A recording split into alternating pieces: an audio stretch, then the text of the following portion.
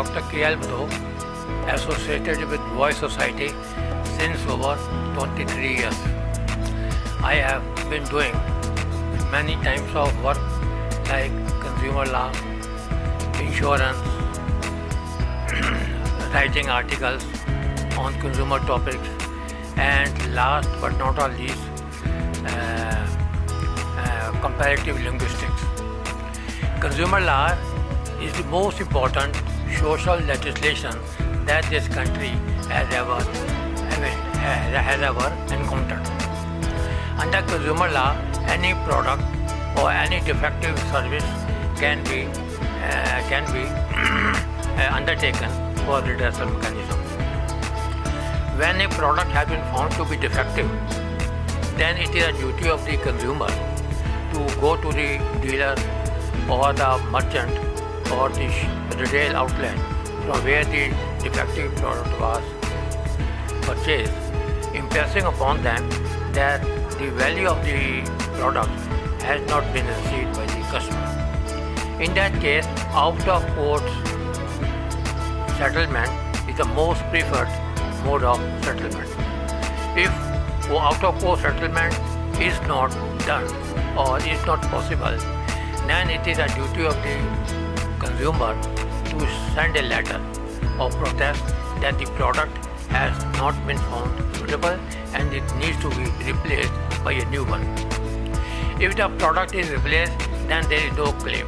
If the product is not replaced, then the consumer has to send a written complaint to the manufacturer or the service provider. In that case, there is some effect on the retailer.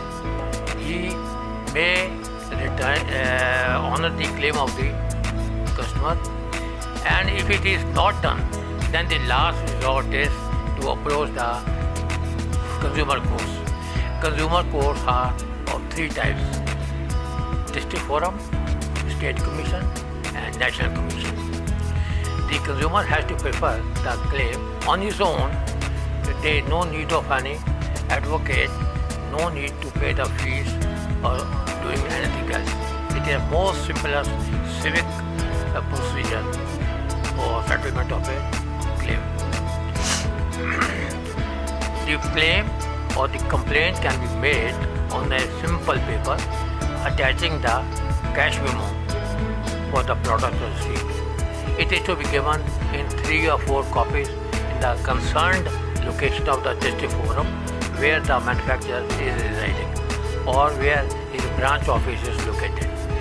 The court will register the complaint, give a number, give a date, and on the next date the other party is supposed to give his reply. If the reply is given on the next date, it is good. The consumer has to give a counter reply.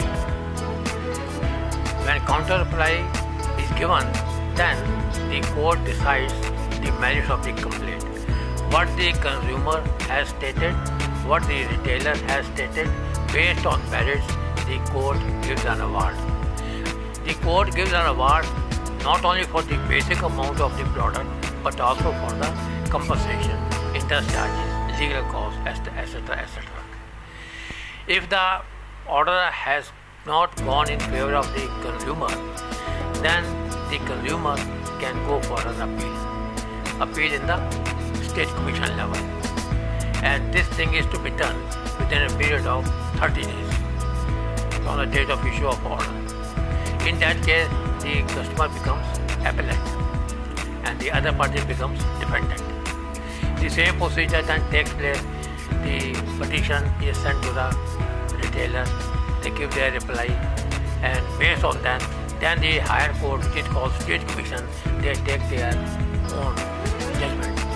Based on that, the order of the lower court might be reversed or might not be reversed. If it is not reversed, the two courts have held a claim against the consumer, then the consumer has the last resort of approaching the highest consumer court, which is called NCDRC, National Consumer Disputes Redressal Commission.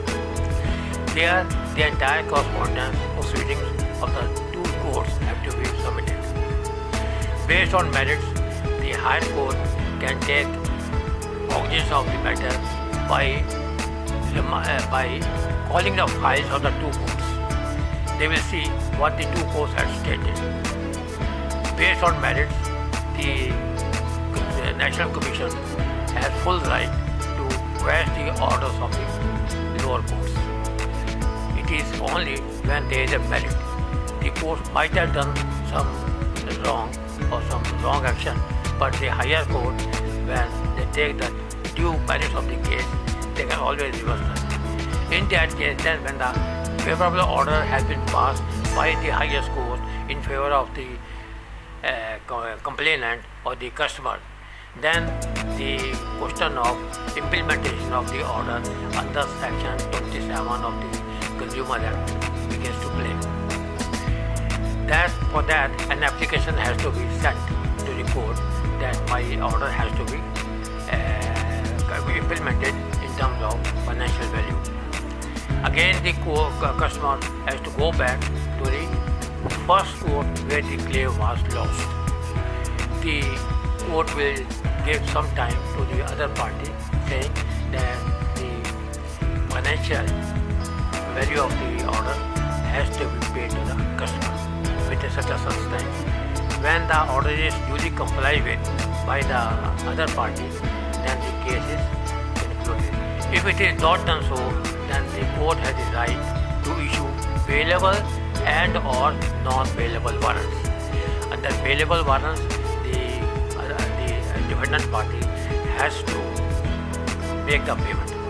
If again, unfortunately, the defendant party does not comply with the orders of the lower court on the basis of warrant, bailable warrant issued to them, then the court can issue non-bailable warrant.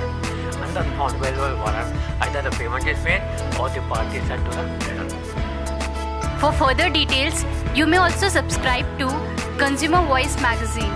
For subscription, contact 011 4733 1014 or mail us at subscription@consumer-voice.org.